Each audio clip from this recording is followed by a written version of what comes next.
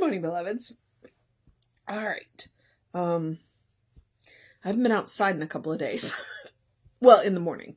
Usually I get up, I go exercise, and yeah, until that bite on my thighs stops leaking, then yeah, no outside for me. So my knees are resting and kind of enjoying it, apparently. I don't know. The wound care takes about 15 minutes in the morning and in the evening. So it's just like, well, that's just, time I have to get into my schedule. So it's a good thing. Tom and I are both getting a little more rest because, the alarm isn't going off at 6:30. I was still up at 7:30 this morning. I was like, yeah, I'm awake. It's time to get up. But it's an experience. Okay. There is a good sunbeam, but I don't know if I can stay in it. I have to hold the book over here in the sunlight. So it makes it a little weird. Okay. I enter into a limitless experience. For all flesh is as grass, and all the glory of people as the flower of grass. The grass withereth, and the flower thereof falleth away, but the word of the Lord endureth forever. And that is 1 Peter 1:24 and 25. Oh, and the camera angle has shifted. Okay. I can't see with him and I can't see without him. Let's see. There it is. The unreal hath no being. The real never ceases to be. And that is the Bhagavad Gita. Okay. Where is that sunbeam? Yeah. Nope. I'm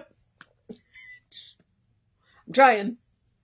The Gita tells us that unreality has no existence, while reality cannot cease to be.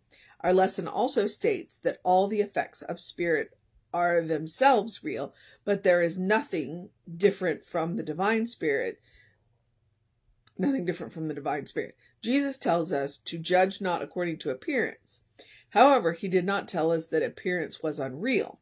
The unreality of appearance lies not in the thing of itself, but rather in our interpretation of it. If we interpret the universe spiritually, we shall understand it, enter into it, and become one with it. We shall see that the bird, the rock, the mountain, and the river are spiritual manifestations of the divine mind. The illusion is in seeking to interpret them as being separate from the infinite. The blade of grass may wither and the petal may fall from the flower, but the idea, the word of the Lord, endures. This teaches us that there is not only the fundamental unity, but there is also an eternal variety. Without this, variety of life would become stagnant. Today, I enter into the limitless variations which the divine spirit has projected unto my experience. I know that all things are good when rightly used. I enter into the game of living with joyful anticipation, with spontaneous enthusiasm, and with the determination to play it well. I gratefully accept its unfoldment. And if you haven't guessed by now, it's Ernest Holmes. Because who else writes like that? Nobody else writes like that. Ernest Holmes writes like that.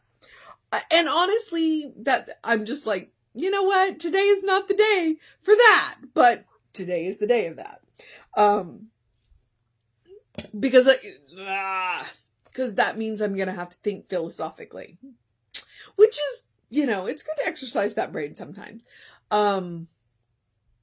But I was struck by the line about Jesus. Jesus never said it was unreal. And that's where a lot of the new thought can get, where a lot of the criticism comes at. Because we talk about reality and then we talk about the illusion, and then people come at us and go, so this isn't real? This isn't real? And we're like, that's not what we said. And yet it kind of is. So what the point that Ernest is trying to make, and the point that all of New Thought is often trying to make is to remind us that the material world is temporary. It is temporary. We know this, because we watch things break down all the time. We watch and people, these aren't meant to last forever. So, but what is real, what never stops, what never goes away is the idea behind it, the divine idea. So the divine idea, while the grass withereth and the flower falleth off, sorry for the silly language there, the idea of the grass and the idea of the flower, that never goes away. The divine mind never goes away. And that's the amazing thing, where things are constantly moving in and out of material form. Material form is temporary, but the idea behind the material form is forever. The divine mind, the divine idea. And so, that's, and the illusion is the separation between the material form, which is the effect, and the divine idea, which created it. That's part of the illusion. It's like, it's a reminder, this is temporary. This is temporary. So then we can lean in when things happen, and I'm going to lean back into my dog bite, that's a temporary effect. And so where that can be extremely helpful for me in the healing process, is to remind myself that the divine idea of me is whole, healthy, and complete. And the pain of the experience is temporary. So I had that experience, but it's temporary. And so the divine idea of me is whole, and I'm going to go back to that state. So, this effect was temporary. And that's, and that's one of the other things where I'm going to lean into that in my mind. Okay. Because what I don't want to do is etch this experience into my mind deeply, because I don't want to be afraid. I don't want to be afraid to ride my bike. I don't want to be afraid of dogs, so all of that. So I'm leaning into the divine idea of me as healthy, happy, and whole, and reminding myself that this effect that happened, it's going to heal. It's going to heal. The body is going to heal. The mind is going to heal. All of that is going to heal, and, I'm leaning back into the effect, or the divine idea of me. And so I think that's why I was struck by when he said that Jesus never said it was unreal. And nobody is going to look at me and say, well, that didn't happen. It did happen. And I do need to deal with the fact that it happened, in the variety of ways that I am dealing with it. But it's not part of the divine idea of who I am. So we get it. So New Thought does get a lot of criticism for, we don't do a good job of explaining the difference between an illusion and reality. And it's a reminder that the material world is temporary, but the spiritual world is forever. And so, what exists in the spiritual world will always exist. And it allows for the amazing variety of the material world, because it can't all happen at once. It can't all happen at once. And so we get to watch things bloom, and then we watch things wither. And then we go back to the divine idea and remember that, yes, that flower may have bloomed temporarily, but it exists forever in the mind of God. And it's the same with people. We watch people bloom, and we watch people leave. And we remember that they exist forever in the mind of God, because we've individualized that little portion. And since it's infinite, that what we are individualizing is infinite, it lasts, it's a never-ending process. So I don't know that if I've made it any more clear, or if I've just muddied the water. Frequently, I feel like when I'm dealing with Ernest Holmes, I just muddy the water because I'm working on it too, So give some thought to that.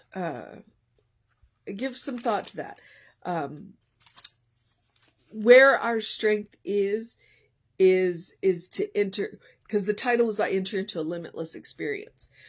To enter into the limitless experience is to understand that it all exists in the mind of God.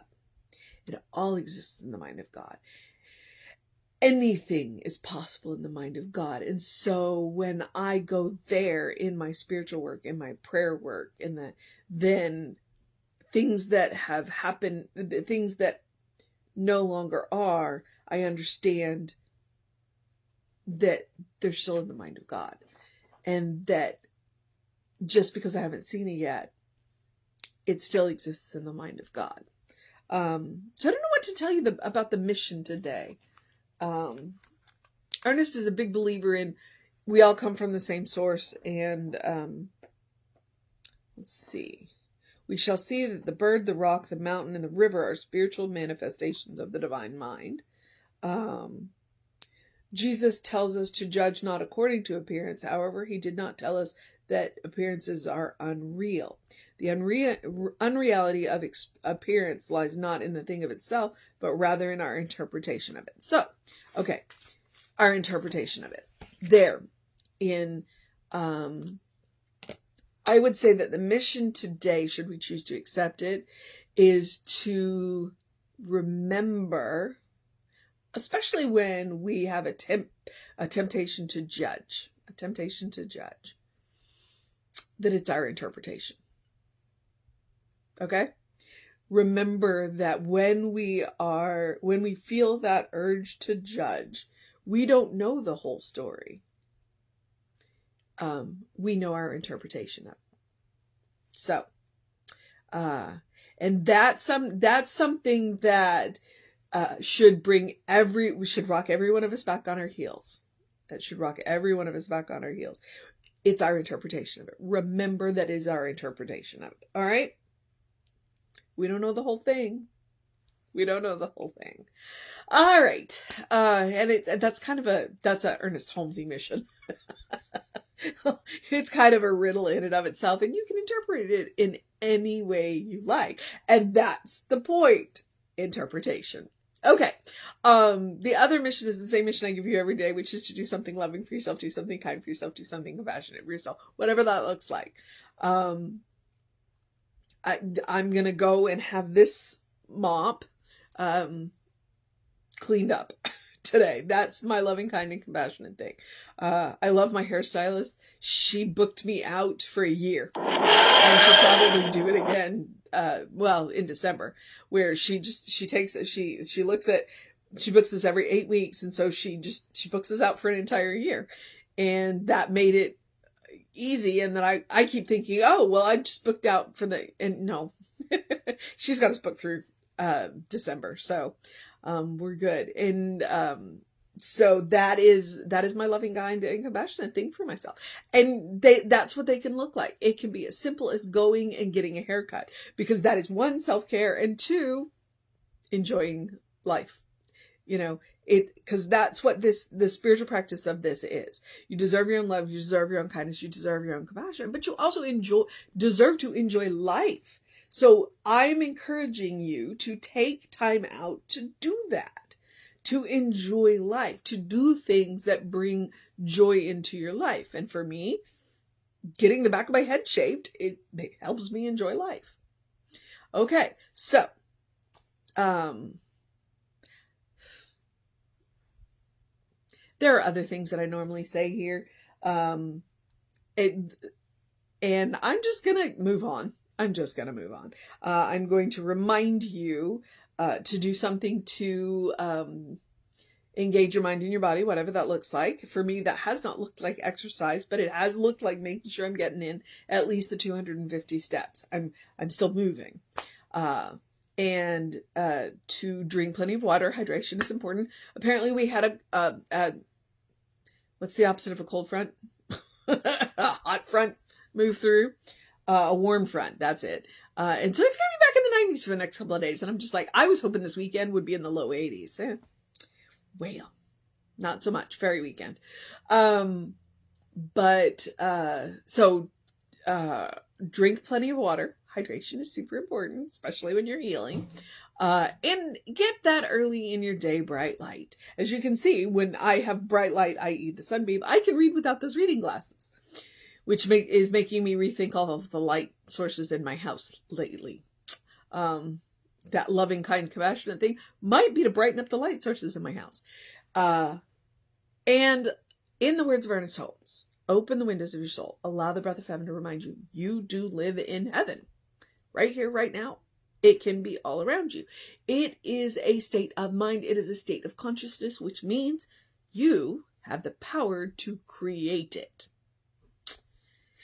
And some of that might be remembering about the interpretation. What you see around you is up to your interpretation. If you interpret it as hell, it's hell. And if you interpret it as heaven, so, which is why you can walk through the exact same, a similar situation and have a completely different response.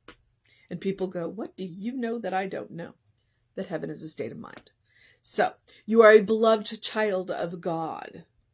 You came with this superpower pre-installed. All right. So take care of yourself. Do that self-care. Create that first response so that you can walk into heaven no matter what has happened. All right. And as always, take Emma's advice. Look for the good and praise it. Look for the good and praise it. So we're, I don't know. Yeah. Okay. Social media. We are Creative Life Spiritual Center. We are Creative Life Spark. I am the running Rev Ryan on the social medias that I am on.